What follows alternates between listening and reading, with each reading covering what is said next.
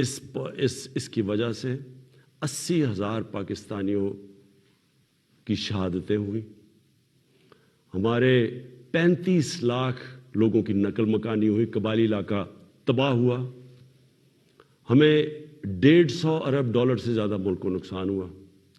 لیکن جو اس کی سب سے شرمناک بات کیا تھی کہ دنیا کی تاریخ میں پہلی دفعہ ایک ملک کسی کی حمایت میں جنگ لڑ رہا ہے اور وہ ملک اسی ملک کے اوپر بمباری کر رہا ہے۔ ہمارے ملک میں 400 سے زیادہ ڈرون اٹیکس کیے گئے، ہمارے ہی دوست کہ جس کے لیے ہم جنگ لڑ رہے تھے۔ اس سے بھی زیادہ شرمناک چیز کیا ہے کہ ملٹری ڈکٹیٹرز تو ہمیشہ تاریخ ہے پاکستان کی کہ وہ ہمیشہ چاہتے ہیں کہ دنیا ان کو ایکسیپٹ کرے، ان کو مانے، ان کو لیجٹمائز کرے، اور وہ ہمیشہ آسان ہوتے ہیں سپر پاورز کے لیے استعمال کرنا۔ لیکن جنرل مشرف کے دور میں تو صرف 10 ڈرون اٹیکس ہوئے، لیکن جو 2 ڈیموکریٹک لیڈرز آئے، آصف زرداری اور نواز شریف، 10 سال، ان کے 10 سال میں 400 ڈرون اٹیکس ہوئے۔ اب میں سوال یہ ہے، اور میں پھر سے واپس آتا ہوں کہ آزاد فارن پالیسی کیا ہوتی ہے؟ آزاد فارن پالیسی تو یہ ہونی چاہیے تھی کہ یہ 2 ڈیموکریٹک لیڈرز کو امریکہ کو کہنا چاہیے تھا کہ ہمارے جب آپ بمباری کر رہے ہیں، ہمارے لوگ مار رہے ہیں، اس میں عورتیں بچے مار رہے ہیں، بے قصور لوگ مار رہے ہیں، تو کیا 2 ڈیموکریٹک لیڈرز کو سٹینڈ نہیں لینا چاہیے تھا اس کے اوپر؟ ایک سٹیٹمنٹ نہیں دی دونوں نے، بلکہ آصف زرداری نے اس کو ایک باب وڈورڈ جو بہت بڑا صحافی ہے امریکہ کا، وہ اپنی کتاب میں لکھتا ہے کہ اس نے، آصف زرداری نے امریکہ کے آرمی چیف کو کہا کہ کولیٹرل ڈیمیج سے مجھے کوئی فرق نہیں پڑتا، جو ڈرون اٹیک سے جو بے قصور لوگ مرتے ہیں۔ اور یہ کیوں ہے؟ میں صرف آپ کو اس لیے یہ شروع میں بات فارن پالیسی کی یہ اس لیے ہے کہ جب ملک کے سربراہوں کے پیسے اور جائیداد ملک سے باہر پڑی ہوتی ہے، جب ان کے اربوں ڈالرز کی پراپرٹی اور بینک بیلنسز اور آف شور اکاؤنٹس ہوتے ہیں، وہ کبھی اس ملک کی بہتری کے لیے فائدہ نہیں کرتے، وہ اپنے پیسے بچانے کے لیے کرتے ہیں۔ اور آج روس کے جو بڑے بڑے بزنس مین، جن کو اولیگارکس کہتے ہیں، جن کے پیسے پڑے ہوئے ہیں لنڈن اور جن کی پراپرٹیز ہیں وہاں، آج جب سے یہ جنگ شروع ہوئی ہے انہوں نے سب فریز کرنے شروع کر دیے، ضبط کرنے شروع کر دیے جو ان کے پیسے پڑے ہوئے ہیں، ان کے بزنس مین کے پیسے پڑے ہوئے ہیں مغربی بینکس میں اور مغربی کیپٹلز میں۔ تو اس لیے ہمارے ملک کی پالیسی آزاد ہو ہی نہیں سکتی۔ اور میں اپنی قوم کو آج کہنا چاہتا ہوں، آپ جب ووٹ ڈالیں تو یہ سمجھ جائیں کہ اگر اس ملک میں آپ آزاد فارن پالیسی چاہتے ہیں تو کبھی اس پارٹی کو ووٹ نہ ڈالیں جن کے سربراہ کے پیسے اور دولت اور جائیداد ملک سے باہر پڑی ہیں، وہ کبھی آزاد فارن پالیسی نہیں بنائیں گے۔ میں نے جتنے بھی دورے کیے 2 چین کے بڑے امپورٹنٹ دورے تھے، اللہ کا کرم ہے کہ ہمارے ملک کو بھی عزت ملی اور پاکستان کے لیے انشاءاللہ وقت ثابت کرے گا بڑے زبردست۔ ہم نے دونوں جگہ بات چیت کی، خاص طور پہ چین پہ۔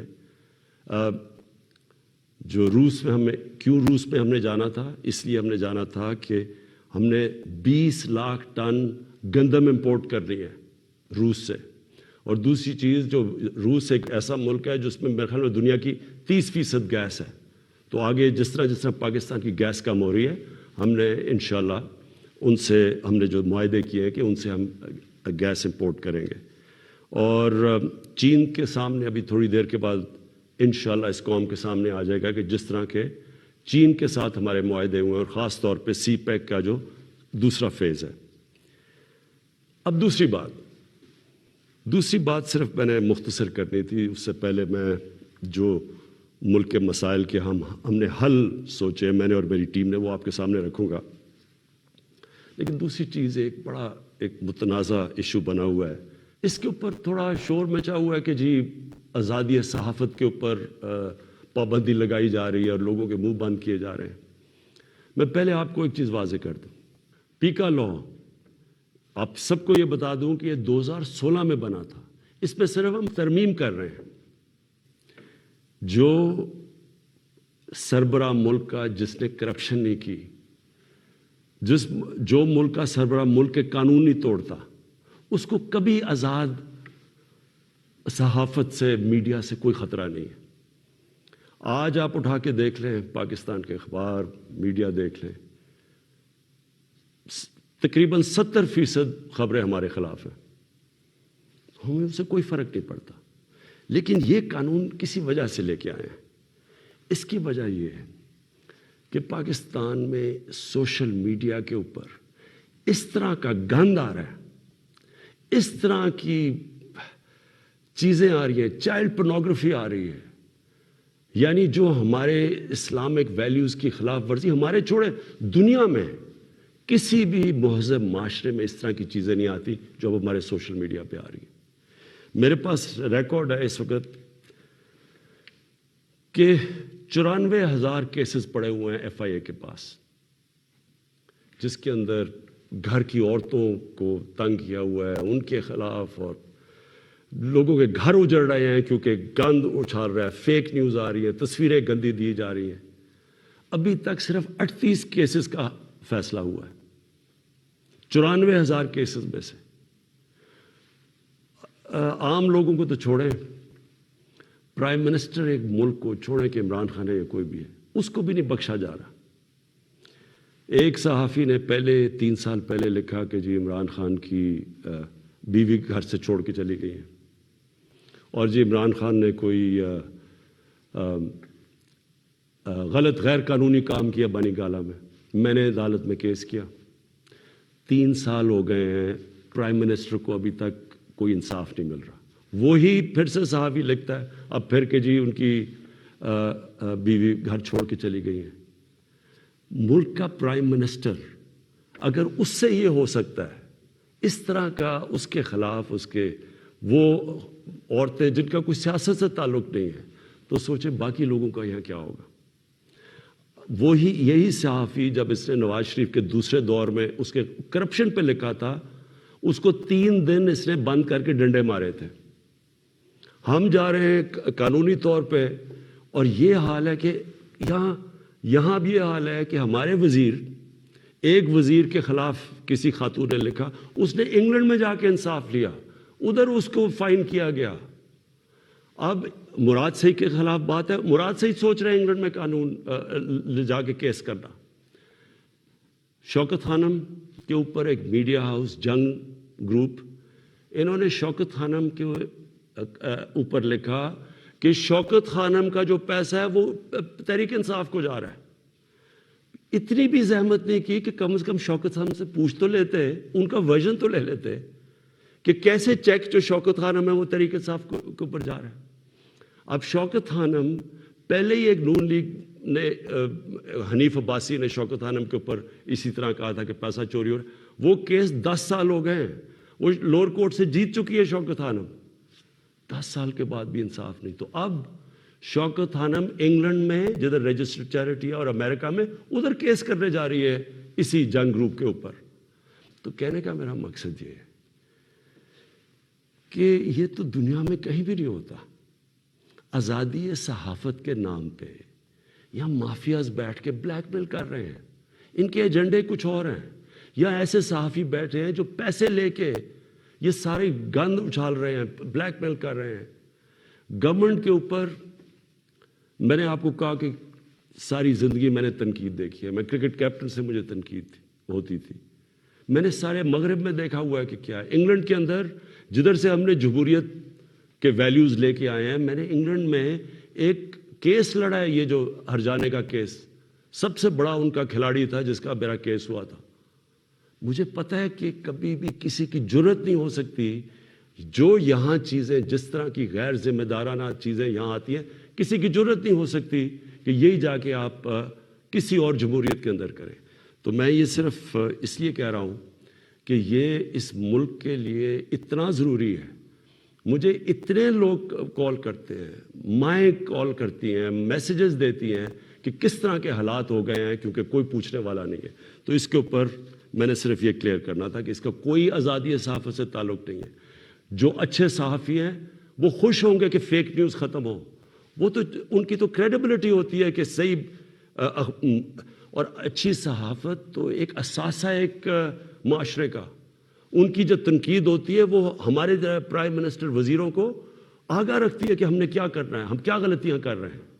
لیکن یہ بلیک میل کرنا, گند اچھالنا, گھر کی عورتوں کو اس طرح کی چیزیں کہنی, پرائم منسٹر, ملک کا پرائم منسٹر, اب یہ 3 مین اخبار ہیں یہاں. میں نامنیٹ کرتا ہوں آزاد کشمیر کا پرائم منسٹر جب ہماری پارٹی الیکشن جیتتی ہے.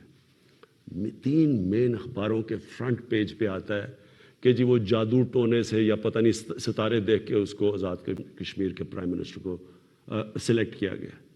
یہی چیز کہیں بھی انگلینڈ اور مغرب کے اخباروں میں کرتی ہے. میں آپ کو یقین دلاتا ہوں کہ ان کے اوپر اتنا بڑا ہرجانہ ہونا تھا کہ ان کی شاید اخبار ہی بند ہو جاتے. اب میں دوسری چیز پہ آنا چاہتا ہوں, کیونکہ میں آپ کو یہ بتانا چاہتا ہوں کہ ہم اب ہمارے جو حالات ہیں ان کے اوپر ہم نے اب کیا بڑی محنت کر کے ہم نے کیا تجویزیں سوچی ہوئی ہیں. تو سب سے پہلے کہ میں آپ کو صرف یہ یاد کرانا چاہتا ہوں, اور یہ ضروری ہے یاد کرنا, کیونکہ اگر تو مجھے سوئٹزرلینڈ کی اکانومی ملی ہوتی تو بڑا اچھا ہوتا. آج اسی پر بتاتے کہ وہ حالات تب یہ تھے تو اب آپ نے کیا کیا ہے. تو جب ہمیں اکانومی ملی تھی 2018 میں, جو سب سے بڑا پاکستان کی تاریخ کا خسارہ تھا, اندرونی بھی فسکل ڈیفیسٹ بھی اور بیرونی جس کو کرنٹ اکاؤنٹ ڈیفیسٹ کہتے ہیں, وہ پاکستان کی تاریخ میں سب سے بڑا ڈیفیسٹ تھا. ہمارے جو فورن ایکسچینج ریزروز تھے وہ مشکل سے 3 ہفتے کی بھی امپورٹس کے لیے کافی نہیں تھے. ہماری کئی باہر کی لائبلٹیز جو تھی ہم پیسے نہیں دے سکتے تھے. وہ پاکستان ملا تھا. اور اس کے بعد اتنے مشکل وقت سے نکلتے ہوئے اس کے بعد ہم کرونا آ گیا. اب کرونا کا میں صرف آپ کو یہ بتا دوں کہ یہ 100 سال میں ایک دفعہ اتنا بڑا کرائسس آتا ہے جو کرونا آیا. دنیا میں آپ دیکھ لیں کہ حالات کیا ہوئے. اچھی بھلی اکانومیز اجڑ گئیں. برطانیہ, ہندوستان جو بڑی تیزی سے آگے جا رہا تھا اس کی مائنسز میں گروتھ ریٹ چلی گئی. تو اس پہلے ہی مشکل حالات تھے. ہماری جو گروتھ ریٹ تھی وہ 0.2% بھی نہیں تھی. تو پہلے ہی برے حالات تھے, اوپر سے کرونا آ گیا. تو اس کرونا کے وبا سے جس طرح پاکستان نے ڈیل کیا اور کرتا آیا وہ میں ابھی بعد میں بتاؤں گا. لیکن اس کے بعد 2 اور چیزیں ہو گئیں. کیونکہ پہلے تو کرونا آ کے لاک ڈاؤنز ہو گئے, اس کے اپنے مسئلے آئے. اس کے بعد جب لاک ڈاؤنز اٹھنے شروع ہوئے تو سپلائی لائنز افیکٹ ہوئی تھی. اس سے ایک کموڈٹی سپر سائیکل کہتے ہیں, یعنی جو کموڈٹیز تھیں وہ تاریخی مہنگی ہو گئی. اس سے کیا ہوا کہ دنیا کے اندر مہنگائی آ گئی, انفلیشن آ گئی. تو میں صرف آپ کے سامنے رکھنا چاہتا ہوں کہ اب میں صرف یہ اس لیے بتا رہا ہوں کہ ہم کوئی دنیا سے علیحدہ تو نہیں ہے نا. کئی چیزیں ہیں جن کو ہم امپورٹ کرتے ہیں. تیل ہے, گھی ہے, 70% امپورٹ کرتے ہیں. دالیں امپورٹ کرتے ہیں 70%. یہ ساری جتنی چیزیں تھیں, اور بجلی جو ہماری ہے وہ اگر آپ 60% جو بجلی ہے وہ امپورٹڈ فیول سے بنتی ہے, یعنی یا کوئلے پہ یا اب گیس پہ اور یا پھر تیل پہ. تو سب مہنگی ہو گئی. لیکن میں پہلے آپ کو بتانا چاہتا ہوں کہ جو ہمارے سے بڑے مضبوط ملک تھے ان کے کیا حالات ہوئے. سب سے پہلے امریکہ کی سب سے تکڑی اکانومی سمجھی جاتی ہے. 40 سال میں سب سے زیادہ مہنگائی امریکہ میں ہوئی. 5 گنا زیادہ وہاں مہنگائی ہوئی. یعنی امریکہ کے اندر 1.5% سے زیادہ چیزیں مہنگی نہیں ہوتی. یہ 10 سال تک اتنی رہتی ہے مہنگائی, 1.5%. وہاں مہنگائی پہنچ گئی 7.5% پہ. اس کے بعد کینیڈا, جو بڑا یہاں سے کتنا پیسہ خرچ کر کے لوگ کینیڈا جاتے ہیں اور کینیڈا کے شہری بنتے ہیں, 30 سال میں سب سے زیادہ مہنگائی کینیڈا میں آئی. اس کے بعد برطانیہ 30 سال میں 1992 کے بعد سب سے زیادہ مہنگائی وہاں آئی. ترکی میں 20 سال میں سب سے زیادہ مہنگائی آئی. اور میں صرف کیونکہ ہمیں سب سے زیادہ شور مچایا جاتا ہے کہ جی بڑی مہنگائی آ گئی، ہمیں گورنمنٹ کو ہٹا دو کیونکہ اتنی مہنگائی آ گئی. اب یہ میں نے جو آپ کے سامنے یہ فگرز رکھ رہا ہوں، یہ ذرا آپ کیونکہ سارے آپ چیک کر سکتے ہیں. آپ تو بڑا یہ زمانہ بدل گیا ہے، موبائل فون آپ کی جیب میں ہے، گوگل کریں کہ یہ میں ٹھیک کہہ رہا ہوں یا نہیں کہہ رہا تو آپ کو پتہ چل جائے گا.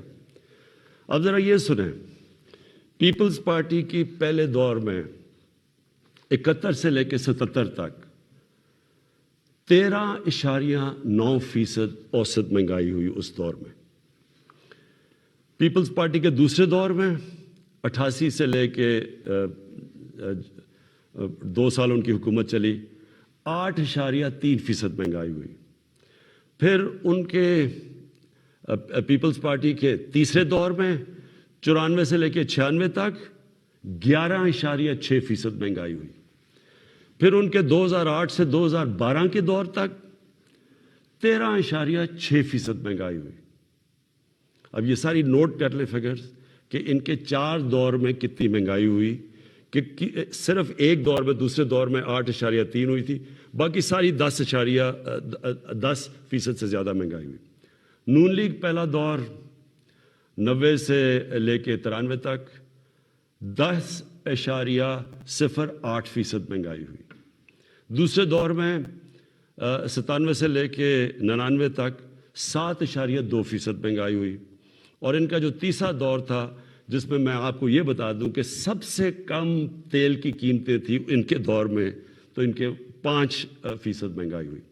اور تحریک انصاف جس نے جو اٹھتا ہے کہ جی مہنگائی میں مر گئے، تحریک انصاف کی مہنگائی ہوئی 8 ہمارے جو ابھی تک 3.5 سال میں 8.5%.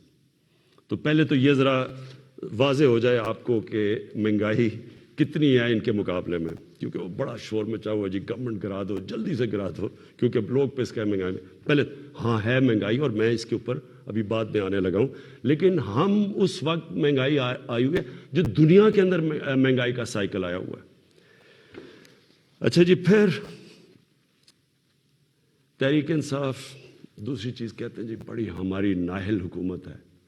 تو میں صرف اب آپ کو صرف جو انٹرنیشنلی مانا گیا کہ تحریک انصاف نے کس طرح یہ سارے چیزوں کا مقابلہ کیا، اب میں صرف انٹرنیشنل اکنالجمنٹ بتا رہا ہوں کہ دنیا نے تحریک انصاف جو اس وبا میں جو 100 سال میں ایک دفعہ اتنا بڑا بحران آتا ہے، تو دنیا کیا کہتی ہے.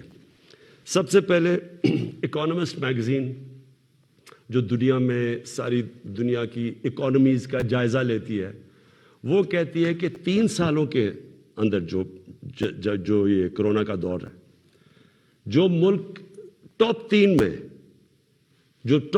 میں 190 ملکوں میں جو سب سے اوپر، جس نے سب سے بہتر طریقے سے اپنی معیشت بھی بچائی اور اپنے لوگوں کو بچایا، ان 3 میں پاکستان ہے. ورلڈ بینک نے تعریف کی، ورلڈ اکنامک فورم نے تعریف کی، ورلڈ ہیلتھ آرگنائزیشن نے خود مثال دی پاکستان کی کہ جس طرح انہوں نے اس چیلنج کا مقابلہ کیا. تو اگر اتنا نااہل ہوتا ملک، تو دنیا کے اندر جدھر ساری دنیا کی بڑی بڑی اکانومیز ہمارے سے بہتر سسٹمز جن ملکوں کے تھے، اگر وہاں اتنی تباہی آئی ہے اور پاکستان اس سے نکلا ہے. بل گیٹس جب ابھی مجھے ملنے آئے تو انہوں نے خاص پوچھا کہ کیا آپ نے قدم اٹھائے تھے کہ آپ اتنے بڑے چیلنج سے آپ اتنی بہتر نکلے. وہ باقاعدہ NCOC جدھر سے ہمارا سارا یہ کنٹرول ہم کرتے تھے، باقاعدہ وہاں گئے، انہوں نے تعریفیں کی. اور پھر یہ بھی تعریف کی کہ ایک طرف ہم کرونا سے لڑ رہے تھے اور دوسری طرف اب پچھلے سارے سال میں کوئی پاکستان میں پولیو کا کیس نہیں ہوا. تو یہ اگر حکومت اتنی نااہل تھی. پھر اس کے بعد جو ہمارا احساس پروگرام ہے، احساس پروگرام کو ورلڈ بینک نے دنیا کے 4 ٹاپ پروگرامز کے اندر کہا گیا کہ جو سب سے بہترین احساس پروگرام تھا اس مشکل وقت میں، جنہوں نے لوگوں کے لیے آسانیاں پیدا کری، وہ تھا. پھر اس کے علاوہ میں صرف ایک اور بھی ایڈ کرنا چاہتا ہوں کہ کبھی ہمارے سے پہلے مجھے بتائیں یہ 2 جماعتیں، کبھی انٹرنیشنلی کسی چیز میں ان کی کوئی تعریف کی گئی ہو. کلائمیٹ چینج کے اندر برطانیہ کے پرائم منسٹر نے یونائٹڈ نیشنز جنرل اسمبلی میں پاکستان کی تعریف کی کہ پاکستان جس طرح کلائمیٹ چینج سے جو اگلا بہت بڑا مسئلہ دنیا کو آ رہا ہے اس نے صرف اور صرف پاکستان کی تعریف کی. اچھا جی، اس کے بعد میں جو آپ کے سامنے جو ابھی چیزیں لے کے آ رہا ہوں کہ ہم نے کرنا کیا ہے تاکہ آپ سب میری ساری قوم تیار ہو جائے اس کے لیے. اب اس سچویشن کے اندر اب میں ذرا آپ کو بتاؤں کہ ایک طرف اکانومی کا برا حال تھا، پھر اوپر سے کرونا آ گئی، پھر وہ ایک دنیا کے اندر قیمتیں چڑھ گئیں، اور پھر افغانستان کا کرائسس آ گیا. افغانستان میں کیا ہوا تھا؟ افغانستان میں لوگوں نے پینک کر کے ڈالر خریدنے شروع کر دیے. ڈالر آ کے انہوں نے پاکستان سے خریدے کیونکہ وہاں لوگوں کو انسرٹنٹی تھی.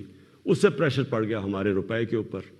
اور اس کے بعد وہ بھی میں بعد میں ہوں کہ اب یوکرین آ گیا، لیکن اس سے پہلے اب سوچیں کہ اس ساری چیز میں پاکستان نے اس مشکل وقت میں پاکستان کی جو اکانومی تھی، جو ہماری دولت میں اضافہ ہو، جو گروتھ ریٹ تھی، اور وہ ورلڈ بینک ویریفائی کر رہا ہے، وہ 5.6% تھی. 5.6% نون لیگ کے آخری سال میں تھی، جب انہوں نے خسارہ کر کے، قرضے لے کے اور بڑے خسارے کر کے، جب انہوں نے جو ان کی بیسٹ 5ویں سال میں تھی، وہ تیسرے سال میں تحریک انصاف کے 5.6% تھی. یہ ہم نہیں کہہ رہے، یہ ورلڈ بینک نے ویریفائی کی ہے. اس کے علاوہ کیا ہوا؟ پاکستان کی دولتوں میں یہ کیسے اتنی زیادہ ہماری گروتھ ریٹ بنی؟ پاکستان کی تاریخ میں سب سے زیادہ ریمیٹنسز بیرون ملک پاکستانیوں نے بھیجی، 31 ارب ڈالر. یہ تقریباً 10 ارب ڈالر زیادہ تھی جو کہ ہمارے سے پہلے ریمیٹنس بھیجتے تھے. پاکستان کی تاریخ کی سب سے زیادہ ایکسپورٹس کی گئی. پچھلے 5 سال میں جو پچھلا نون لیگ کا دور تھا، ایکسپورٹس وہیں کی وہیں تھی. میں آپ کے سامنے ایک یہ رکھتا ہوں، یہ میں چاہتا ہوں کہ یہ ذرا آپ گراف دیکھ لیں. اس گراف میں آپ کو یہ نظر آئے گا کہ 2000 سے گراف ہے اور 2020 تک. اس گراف کے اندر آپ دیکھیں گے کہ یہ روانڈا اسی دور میں کدھر سے کدھر چلا گیا، ویتنام اس دور میں کدھر سے کدھر چلا گیا، چائنا اس کدھر گیا، ہندوستان کدھر گیا، بنگلہ دیش کدھر گیا، اور پاکستان سب سے نیچے. یعنی ہماری ایکسپورٹس بڑھی نہیں، اور جب تک ایکسپورٹس نہ بڑھیں وہ ملک آگے بڑھ ہی نہیں سکتا. تو ہم نے، مجھے اور فخر ہے اس چیز پہ کہ 38 ارب ڈالر کی پاکستان کی تاریخ میں سب سے زیادہ ہم نے ایکسپورٹس کی، ان سارے چیلنجز کے باوجود. پھر ہماری جو ٹیکس کلیکشن ہے، کوئی سوچ بھی نہیں سکتا تھا کہ جب لاک ڈاؤنز ہوئے ہوں اور اکانومی سلو ہوئی ہو، اس دور میں پاکستان کی جو ٹیکس کلیکشن ہے وہ 6000 ارب روپے سے زیادہ ہوئی. ریکارڈ ہے پاکستان کی تاریخ میں. اور یہ گروتھ تھی 31% ہماری ٹیکس کلیکشن کی گروتھ ہوئی. اور پھر سے میں ریپیٹ کرتا ہوں، یہ ساری جتنے بھی میں اعداد و شمار آپ کو دے رہا ہوں اپنے موبائل فون کے اوپر، یہ سب چیک کر سکتے ہیں. پھر جو 4 بڑی پاکستان کی فصلیں تھیں، گندم، چاول، شوگر، گنا اور مکئی، پاکستان کی تاریخ میں سب سے زیادہ ان کی پروڈکشن ہی نہیں ہوئی ان 4 کی، کیونکہ ہم نے پیکج دیے ہوا تھا اپنے کسانوں کو. قیمت بھی سب سے زیادہ ملی. تو صرف کسانوں کے پاس پہلی دفعہ 1100 ارب روپیہ اضافی پیسہ گیا کسانوں کے پاس. اور یہ اس سے کیا ہوا؟ کسانوں کے پاس جب پیسہ زیادہ گیا، ہم نے پہلے یہ شوگر ملز والے ان کو پیسے ٹائم پہ نہیں دیتے تھے، ان کی کٹوتی کر دیتے تھے، ان کو پیسے کم ملتے تھے، لائنیں لگی ہوتی تھیں ان کی، یعنی شوگر ملز کے باہر کسانوں کی. کیونکہ ہم نے قانون پاس کیے اور ہم نے ان کو صحیح پیسہ دلوایا، ان کو قیمت ملی، ٹائم پہ ملی، انہوں نے اپنی پیسہ لگایا زمین پہ. اس کی وجہ سے یہ پاکستان کی تاریخ میں اور بھی ہم نے قدم اٹھائے، کسان کارڈ ہے، لیکن اس کی وجہ سے ہماری اتنی زیادہ ریکارڈ پروڈکشن ہوئی. پھر ہماری جو لارج اسکیل مینوفیکچرنگ انڈسٹری تھی ان کو ہم نے انسینٹیوز دیے، 7.4% ادھر ہوئی. ہماری جو ٹاپ پاکستان کی 100 کمپنیز تھیں، انہوں نے 930 ارب روپے کا پروفٹ جو ریکارڈ کمایا. اس سے کبھی اتنا زیادہ پروفٹ ہی انہوں نے کمایا. اور میں چاہتا ہوں کہ یہاں لوگ بڑے بڑے منافع کریں تاکہ اور انویسٹرز آئیں، تاکہ اور خوشحالی آئے، تاکہ اور ملک کی دولت میں اضافہ ہو. پاکستان کا جو پرائیویٹ سیکٹر ہے اس کی کریڈٹ یعنی انہوں نے جو قرضے لیے ہیں وہ پاکستان کی تاریخ میں سب سے زیادہ لیے 1400 ارب روپیہ. اس کے بعد پاکستان کی جو ٹریکٹر سیل تھی یہ ریکارڈ ہوئی 20% پچھلے سال سے زیادہ ٹریکٹرز بکے. ٹرکس 81% ٹرکس اور بسیں زیادہ بکی پاکستان میں. ٹیکسٹائل کی ایکسپورٹ پاکستان کی تاریخ میں سب سے زیادہ ہوئی 16 ارب ڈالر اور ہماری مین ایکسپورٹ ہی ٹیکسٹائل ہے. تیل کی کنزمپشن یعنی ہمارا جو تیل 15% بڑھ گئی پاکستان میں تیل کی کنزمپشن. کیونکہ ایکٹیویٹی بڑھ گئی, بزنس ایکٹیویٹی بڑھ گئی. کنسٹرکشن سیکٹر کے اندر کیونکہ ہم نے کنسٹرکشن سیکٹر کو اٹھایا تھا سب سے پہلے, اس میں 1500 ارب روپیہ کنسٹرکشن سیکٹر کے اندر گیا اور جس کی وجہ سے آپ نے دیکھا کہ جو ہمارے روزگار لوگوں کا روزگار بھی بڑھا. اور پھر جو ہمارا فورن ایکسچینج تھا جو ہمیں سب سے کم فورن ایکسچینج ریزروز رہ گئے تھے, ہمارے 23.2 ارب ڈالر کے فورن ایکسچینج ریزرو تقریباً پاکستان کی تاریخ میں سب سے زیادہ ہمارے فورن ایکسچینج ریزروز ہیں. لیکن ہم نے یہ فیصلہ کیا, میرے پاکستانیوں, ہم نے یہ فیصلہ کیا کہ ہم یہ سمجھ رہے تھے کہ یہ جو ایک دم قیمتیں اوپر گئی ہیں تیل کی اور کموڈیٹیز کی دنیا کے اندر, تو ہم یہ سمجھ رہے تھے کہ اب نیچے آنی شروع ہو جائیں گی. لیکن جو یوکرین کے اندر ہو رہا ہے اور یہ جو جنگ ہوئی ہے, تو اب مجھے خوف ہے کہ یہ, اور ہم نے آپس میں ڈسکس کیا کہ ابھی قیمتیں باہر نیچے نہیں آئیں گی, کیونکہ یہ سب کو پتہ ہے کہ جیسی یہ ہوتی ہے جنگ تو تیل کی قیمت بھی اوپر, اور پھر 30% دنیا کی گیس وہاں سے آتی ہے, گیس کی بھی قیمت اور اوپر چلی جائے گی. اور گندم ہم نے جو روس کو کہا ہوا کہ ہمیں 20 لاکھ گندم چاہیے, تو گندم کی ابھی قیمت اوپر چلی گئی ہے. تو ہم نے ایک فیصلہ کیا, ہم نے یہ فیصلہ کیا کہ ہم اس ملک میں جو سب سے بڑا مسئلہ ہے اس وقت وہ ہے تیل کا, پیٹرول اور ڈیزل کا, اور ان کی اگر قیمتیں اور اوپر چلی گئیں تو لوگوں کے اوپر اور بوجھ پڑ جائے گا. لیکن میں آج آپ کو یہ بتا دوں کہ پاکستان میں جو آج بھی پیٹرول اور ڈیزل کی قیمتیں ہیں, یہ نوٹ کر لیں. جب اپوزیشن والے یہ کہتے ہیں کہ جی وہ ہو بڑا مہنگا ہو گیا پیٹرول اور ڈیزل, مجھے ذرا یہ بتائیں کہ وہ ان کے پاس اس کا کیا حال ہے. ہمیں باہر سے امپورٹ کرنا پڑتا ہے, تیل اوپر چلا جائے ہم اس کے بعد کیا کریں.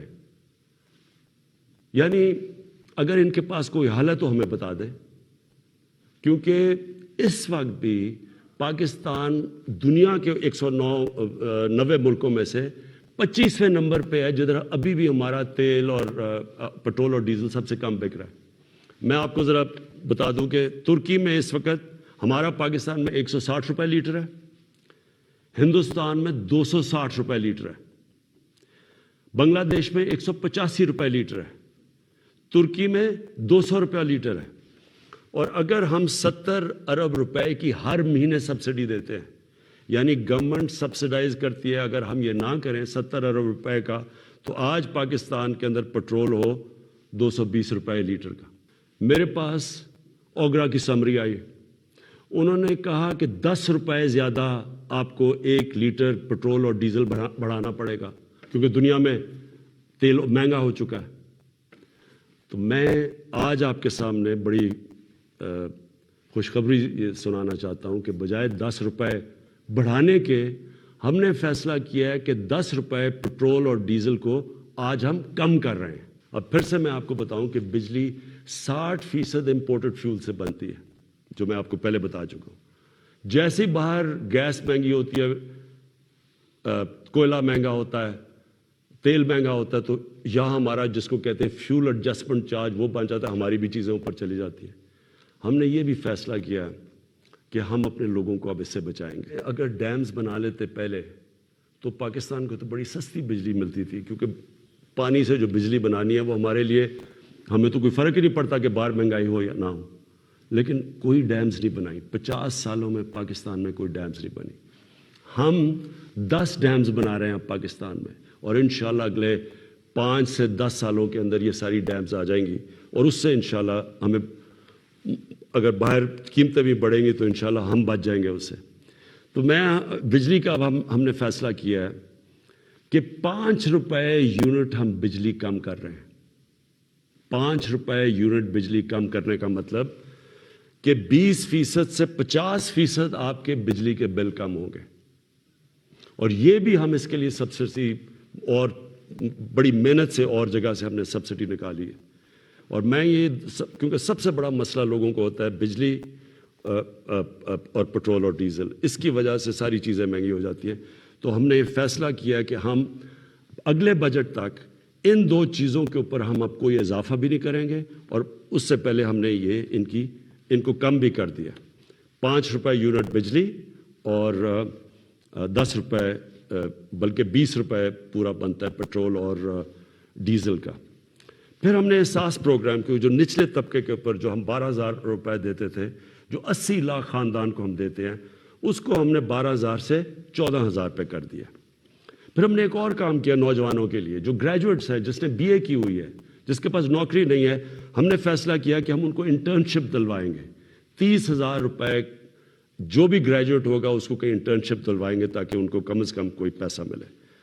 फिर हमने स्कॉलरशिप्स का मैं आपको बता दूं 26 लाख हमने स्कॉलरशिप्स हम सूबे जो हमारे नीचे सूबे हैं और जो सेंटर है, और इसके ऊपर 38 अरब रुपया हम खर्च कर रहे हैं।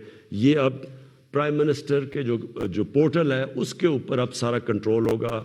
सारे मेरिट के ऊपर हम खुद चेक करेंगे, पूरी कमेटी बनाई हुई है एकेडमिक्स की, मेरिट पे मिलेंगे, और कोई भी किसी को मसला होगा वो इस पोर्टल के ऊपर आएगा। लेकिन फिर अब जो IT सेक्टर जो फ्यूचर है हमारे नौजवानों का, जिस तरफ दुनिया जा रही है टेक्नोलॉजी की रेवोल्यूशन, ये ज़रा आप सुने। IT सेक्टर के लिए इसमें IT कंपनीज भी हैं और फ्रीलांसर्स भी हैं। पहली चीज़, इनको 100% हमने टैक्स माफ़ कर दिया। फिर से सुन ले, IT सेक्टर के ऊपर चाहे वो कंपनीज है या फ्रीलांसर्स हैं, 100% इनको हमने टैक्स पे छूट दे दी। दूसरी चीज़, फॉरेन एक्सचेंज। अब तक इनका हमने कोई कंडीशंस लगाई हुई थी कि इतना फॉरेन एक्सचेंज आपको पाकिस्तान में रखना है। हमने मुकम्मल तौर पे 100% फॉरेन एक्सचेंज पे इनको छूट दे दी है कि ये चाहे कोई उसके ऊपर रिस्ट्रिक्शन नहीं है, बाहर ले जाएं अंदर ले आएं, 100% अब फॉरेन एक्सचेंज की मूवमेंट इनके हाथ में है, यानी हमने रिस्ट्रिक्शन सारी ख़त्म कर दी है। और तीसरी चीज़, जो स्टार्टअप्स हैं, जो भी IT की स्टार्टअप्स हैं, उनको 100% हमने कैपिटल गेन्स टैक्स से ख़त्म कर दिया, यानी उनका टैक्स ख़त्म कर दिया सारे स्टार्टअप्स का, जो कैपिटल गेन्स टैक्स है। उसके बाद इंडस्ट्रियल पॉलिसी। अब ये भी पहले हमने कंस्ट्रक्शन पॉलिसी लेके आए थे जिसकी वजह से कंस्ट्रक्शन में पाकिस्तान में उठ गया। अब हम लेके आ रहे हैं आपके लिए इंडस्ट्रियल पॉलिसी। इंडस्ट्रियल पॉलिसी में हम क्या कर रहे हैं कि जो भी इंडस्ट्री लगाएगा, जो भी पैसे लगाएगा इंडस्ट्री के अंदर, उससे कोई सवाल नहीं पूछे जाएंगे। ये हमने कंस्ट्रक्शन में भी शुरू में ये किया था। और जो सिक इंडस्ट्री है उसकी रिवाइवल के लिए, उसके लिए हम आपके सामने पूरा प्रोग्राम है, उनके लिए टैक्स की छूट देंगे उनको। उसके साथ इंशाल्लाह कल मैं लाहौर के अंदर आपको पूरा इंडस्ट्रियल पॉलिसी का पूरा पैकेज दे दूंगा। और फिर तीसरी चीज़, जो ओवरसीज़ पाकिस्तानी हैं, जब भी वो पाकिस्तान की इंडस्ट्री में इन्वेस्ट करेंगे या वो पाकिस्तान के इंडस्ट्रियलिस्ट के साथ जॉइंट वेंचर करेंगे, उनको 5 साल का टैक्स हॉलिडे हमने कर दिया, तक 5 साल तक कोई टैक्स नहीं देंगे। फिर हमारा कामयाब पाकिस्तान प्रोग्राम है। सूद के बगैर कर्जे देंगे बिजनेस शुरू करने के लिए नौजवानों को, सूद के बगैर किसानों को देंगे कर्जे, सूद के बगैर वो अपनी ज़मीन पे पैसा खर्च कर रहे हैं। और फिर सस्ता सब्सिडाइज, बिल्कुल जो गरीब लोग अपना घर बनाना चाहते हैं उनको बिल्कुल सस्ता कर्जा देंगे। फिर और ये 407 अरब रुपए के कर्जे हैं जो ये इन 3 एरियाज़ में जाएंगे। लो कॉस्ट हाउसिंग, घरों के लिए, किसानों के लिए और बिजनेस करने के लिए शहरों में 407 अरब के कर्जे ये अगले 2 साल में हम देंगे। फिर आखिरी 2 चीज़ें हमने, मुझे बड़ा फ़ख्र है कि हमने बड़ी मुश्किलों से पाकिस्तान में बैंकों को राज़ी किया, उनके लिए उनके सारे जो आसानियाँ पैदा की, सब्सिडाइज़ किया कि बैंक्स छोटे लोगों को कर्जे दें। अभी तक तनख्वाहदार लोग वो अभी तक उनको बैंक कर्जे नहीं देते थे। کمزور یعنی لو جو مزدور ہوتے ہیں، ویلڈر ہوتے ہیں، وہ کام کرنے والے، ان کی سوچ بھی نہیں سکتے اپنے لیے گھر بنانا. بڑی ہمیں 1 سال لگایا، ہم نے پوری ان کے لیے آسانیاں پیدا کی، گورنمنٹ نے سبسڈائز کیے قرضے، آسانیاں پیدا کی تاکہ اگر ایک آدمی اپنے گھر میں جو ایک کرائے کا گھر لیتا ہے، جو کرائے کے اوپر پیسے دیتا ہے، اسی پیسوں کی وہ قسطیں بن جائے اور اس کا اپنا گھر ہو جائے.